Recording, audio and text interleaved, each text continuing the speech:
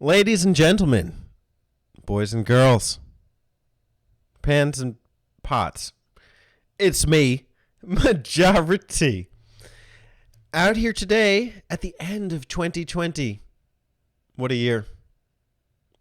I'm sure we can all say that. It was a year to be remembered or to be forgotten. It's up to interpretation.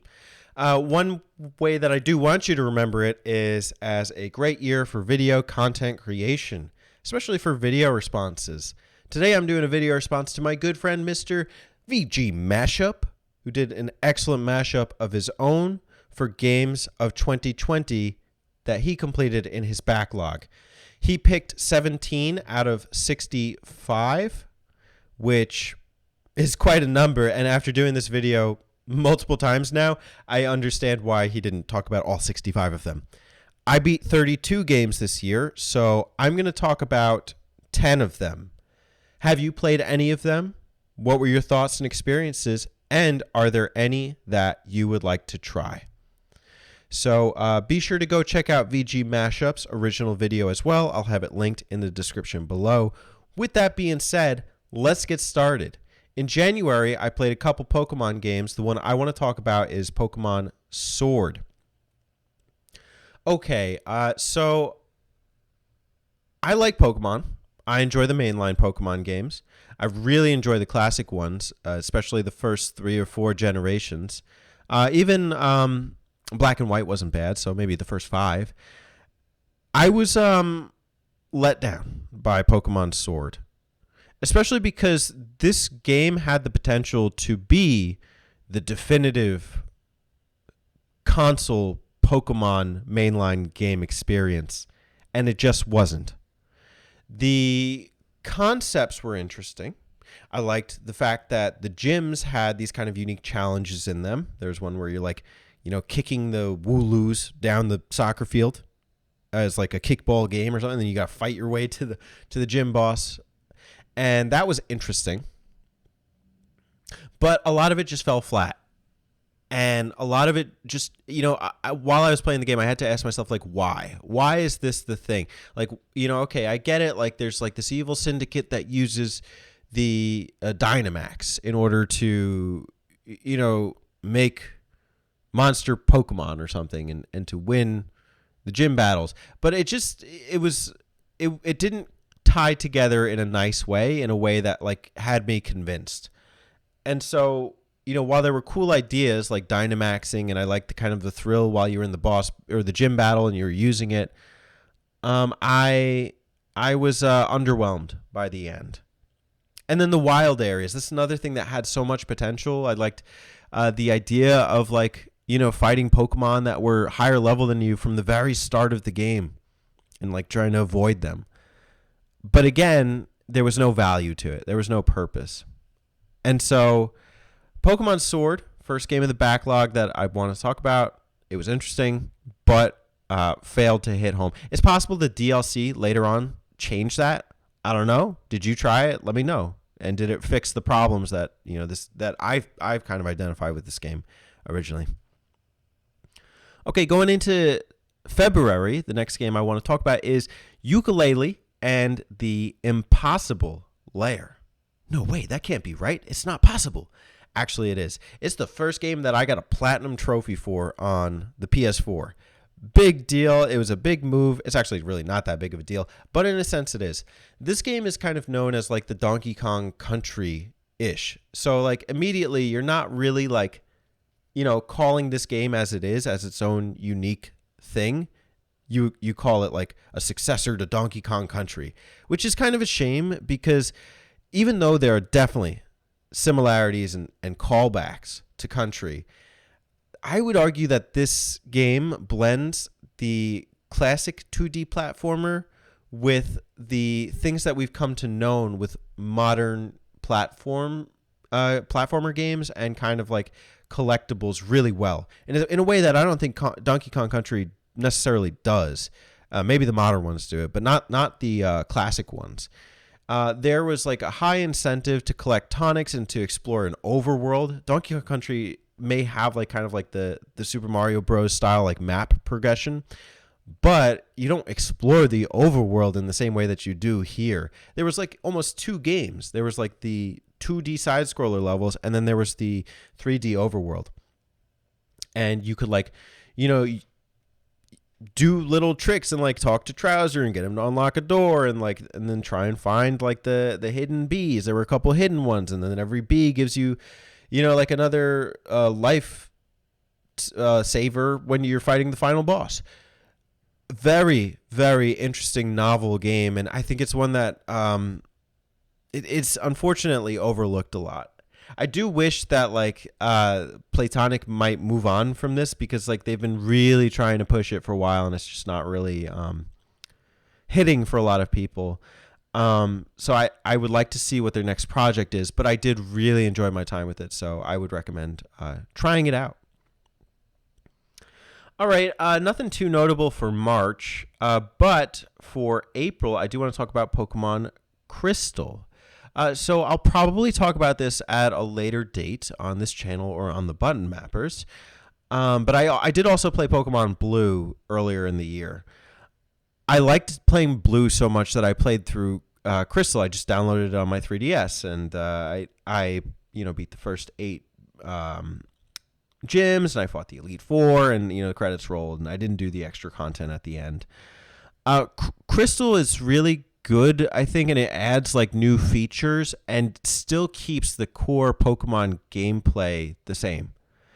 And I don't care so much about like the Suicune, and like, which is like kind of like the selling Pokemon for this game. Interestingly enough, I guess it represents kind of like the female character choice, also in the game.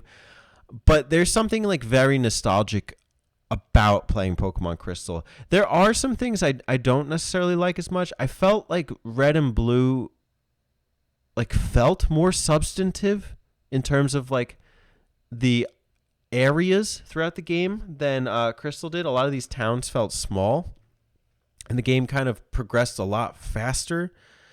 So even though there was more content, I felt there was less within each individual piece of content, if that makes sense. I don't know. Which do you prefer, Gen 1 or Gen 2? Let me know. Okay, for the month of May, the game I want to talk about is The Witcher 3. So it was my first time playing a Witcher game, and it was on Switch. I had owned it on PS4 before, but I just didn't care to play it. But based on the Netflix series, I got really into it, and I wanted to really give it a try. So I bought the Switch bundle, and I played through The Witcher 3 as Geralt of Rivia. I really like Geralt. He's comparable in a sense to another character I'll talk about later, as this kind of like masculine, prototypical male character you can identify with, who, and like he's very rough and rugged, but you still like his like personality, and that came throughout the experience for me. I clung on to him pretty well, and there were some really well told storylines in the main story.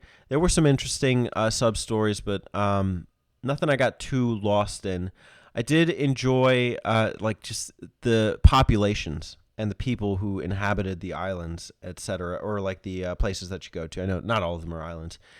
I did feel towards the end of the game it started to feel not rushed, but not as well told as the early parts of the game. But I still, it was some experience that I didn't forget after playing it. So I did enjoy The Witcher 3. And I recommend it. Okay, June was huge for me. I played 7 games, 5 of which were Sonic games, but I'm going to talk about Sonic 1 on the Switch. This was more than a port. It was a way of life. No, Sonic 1 on the Switch was really good, and it was really memorable for me because I put a lot of time into it, and so much so that I just played it over and over and over again. If you ask Alex, he'll tell you like I played 30 hours on my Switch, just this game of Sonic 1, which is a game you could beat in an hour. But I got like obsessed with time attack mode, and I actually made it to the top 10 leaderboards. I don't know if I'm still there. Someone might have displaced me. And then I beat my spot on top 10 leaderboards, and I hit like number 8, I think, or 7. And I I just got really into it. I really liked how they added things like the spin dash. I like how like they had the features where you could pick, like the stage that you're going to, stage select mode. And even though there was not that much content, it was just a really good port of Sonic 1. And, they've done this so many times. They've ported it so many times. So you think to yourself, how much can they really improve it? But this was a very good game. And I really enjoyed putting time into it.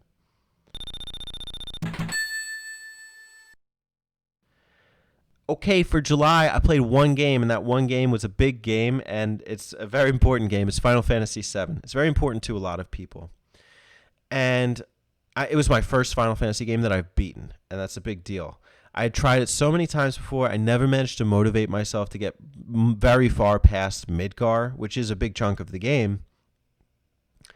And I did it. I did it with my friends Alex and Spencer. We each kind of cheered each other on, and we got through it. We did it. Alex a little later than both of us, but we did it.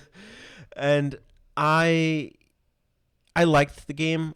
I thought it had good combat systems. It has great music. I do like the main characters in there. But there's one thing I do want to say about it, and that's that it just doesn't have the same pull for me as other games that I happen to love and find myself getting really immersed into, such as Ocarina of Time, such as the Dragon Quest series, such as even The Witcher 3.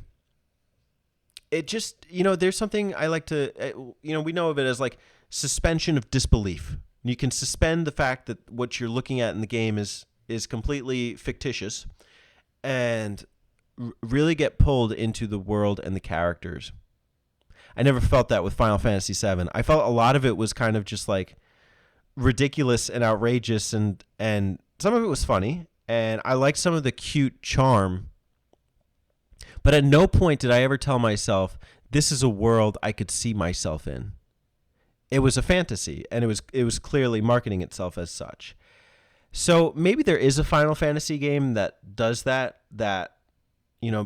makes me more invested into the experience.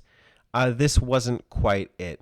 I think it had that potential maybe for Midgar, but by the end of the game, it just ended up being kind of like a fantastical experience, more so than an imagined or a realized one.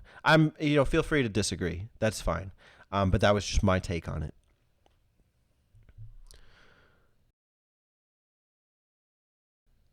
Okay, for the month of August. Ooh, this is a big one. What am I at so far? I've talked about 6 games.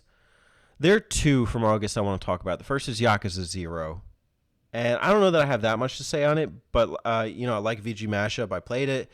I enjoyed it. I really enjoyed both fighting styles. It's not the first Yakuza game that I played and finished this year. The first one was 6. But this is one that I started maybe 3 years ago when I first got my PS4. And I did enjoy it, but I was getting overwhelmed by all like the cutscenes, and I stopped at the 10-hour mark.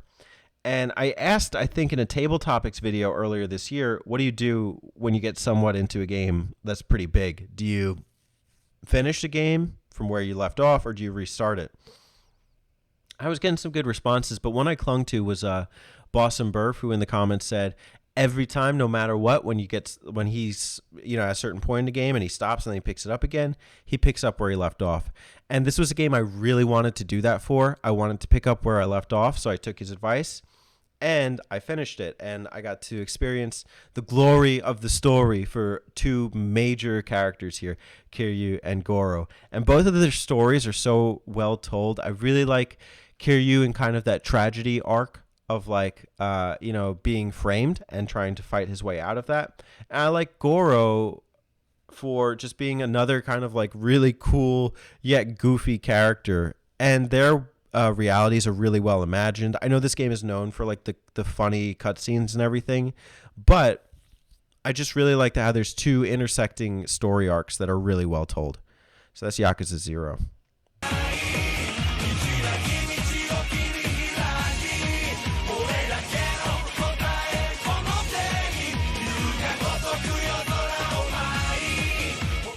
Now, as a point of contrast, I also played Ocarina of Time in August.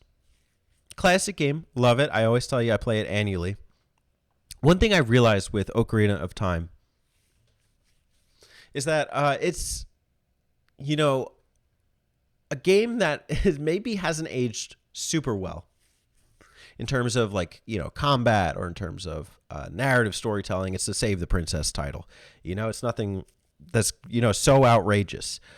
But there is something that is timeless to me in Ocarina of Time. Get it? Of time, timeless. Anyways, I happen to love the game on a conceptual level. I love how the environments and the characters and the populations are just so intriguing. They make you want to learn, you know, what's up with the Gorons? Why do they inhabit the mountain? What's up with like the guy in the graveyard? Why does he, you know, walk around at night? And you know what? And even like you can see the contrast between the two cycles when you're a kid and when you're an adult. What happened to Hyrule? Why is everyone suddenly zombified? You know, why do people go to the forest and they lose their fairies?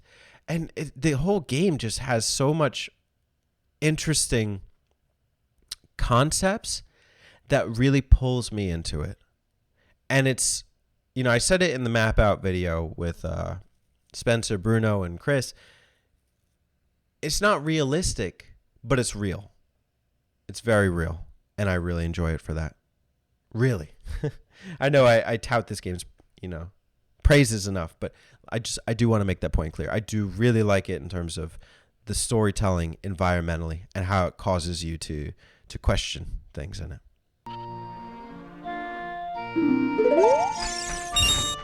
All right, I got room here for two more. And I want to talk about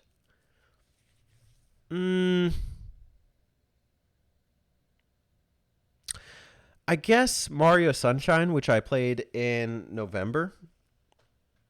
It's hard to pick here. There's a lot of good choices, but Sunshine is a game that I've wanted to play again for so long because I did have it on the GameCube 15 years or 10 years ago, whatever. And it's just like a game that you can't forget once you played it. There's very memorable sprites throughout. The populations are really cool. It's a very different Mario game. And like Ocarina of Time, I don't know that the substance in terms of like the collecting the sprites and everything is necessarily what makes the game hold up today. Like I know a lot of people complain about some of the sprites and even like the secret stages. I happen to like the secret stages. But there is just something so alluring about the environments and the worlds and the stages. I love, you know, exploring the different parts of the like Pianta Village or, you know, like the Bianco Hills and like trying to find the blue coins and talking to the Piantas and, you know, jumping off of the high ropes. And each stage is like that. And so is the hub world. You know, I was talking about Ukulele Impossible Lair before. The hub world here is equally as explorable, albeit a bit smaller.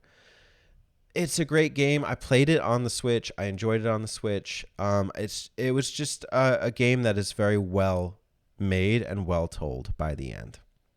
Despite some funny moment, like some ridiculous moments, I still, you know, I bought into it. I bought into the worlds, and I didn't care that not all the sprites were really well done.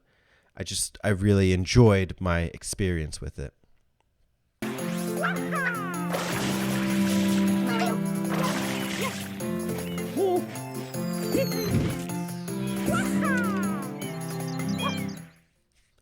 And the last game that was a big thing for me when I played it this year was Dragon Quest 1. I've been trying so long to play this first game, and you know, I always say I love the Dragon Quest series, but really I'd only finished 2 in the mainline series up to this point, number 4 and number 7. So now I added Dragon Quest 1 to my repertoire.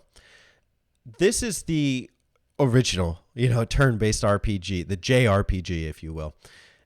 And I think that it's not aged super well, especially in terms of narrative and everything, but it is a bona fide classic in the sense of having classic systems, having classic monsters, having classic music. Some things are very cryptic about it, but it's very easy to navigate with a guide. And I think it set the foundation for a lot of other great games that we've come to know and love over the years. And so it's not the best Dragon Quest, but it is one that's worth exploring and learning the history of. Okay, there you have it. Those are 10 unique games from my backlog for the year of 2020 that I played and finished. Feel free to do a video response. I'd love to see it. Let me know if you do one. You could do any number. You could pick 5. You could pick 10. If you played one game, pick one game. I don't know. Pick a game somebody else played. I don't know. Have fun with it, though. Thanks for watching. I hope you enjoyed the video, and I'll see you with more great gaming content in the year to come.